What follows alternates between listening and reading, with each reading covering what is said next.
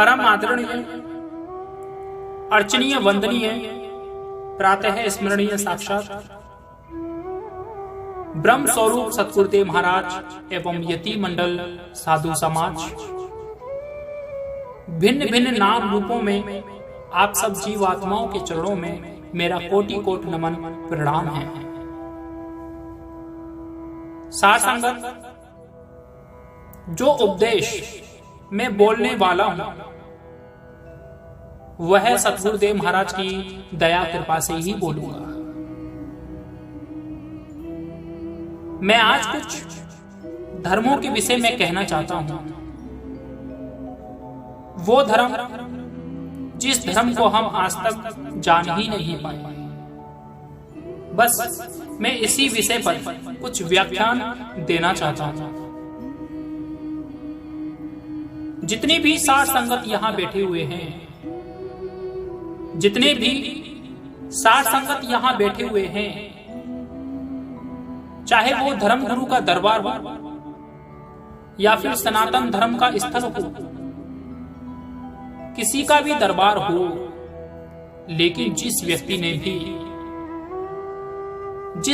ने भी उसकी इबादत की है, आज वही इबादत हम लोगों पर मेहरबान होकर बरस रही है,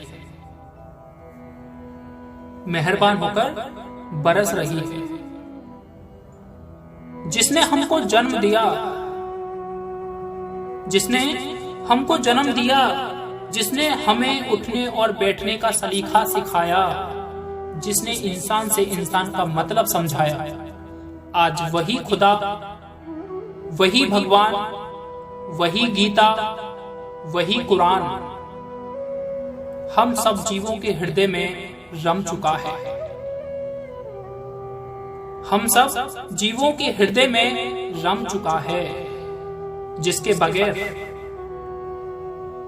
बगैर हमारी पूजा और आराधना अधूरी है। आज वही हमारा कर्म बन चुका है। वह किस घड़ी में हमें पैगाम दे जाए, इसका अंदाजा भी हम नहीं लगा सकते। परंतु प्रभु मालिक के दरबार में बैठकर हम एक बात भूल जाते हैं कि जिसने हमें सादा जीवन और उच्च विचार दिए, जिसने हमें सादा जीवन और उच्च विचार दिए, किसी के तन को ढकना, किसी रोते हुए को हंसाना, किसी गिरते हुए को उठाना, तो किसी के गम में शरीक हो जाना, यही इंसान का सबसे बड़ा कर्म है। यही सबसे बड़ा कर्म है। लेकिन फिर भी हम तमाम बातों को अपने विचार में नहीं रखते, क्योंकि हमारे जीवन में एक तिनका अटका हुआ है, और वो है धर्म युद्ध और जातिवाद। वो है धर्म युद्ध और जातिवाद, क्योंकि हम जाति और धर्म के नाम पर लड़ने को तैयार हो जाते हैं। जिसको मानते हैं, जिसको पूजते हैं, जिसका नाम लेते हैं, फिर भी उसके बीच विरोध किया जाता है। क्यों किया जाता है? मुझे तो मस्जिद में बैठा दो, मुझे तो मस्जिद में बैठा दो, क्या फर्क पड़ेगा?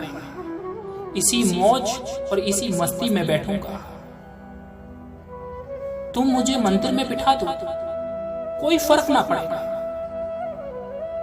इसीलिए तो मैं गीता पर बोलूं कि कुरान पर कोई भेद नहीं पड़ता।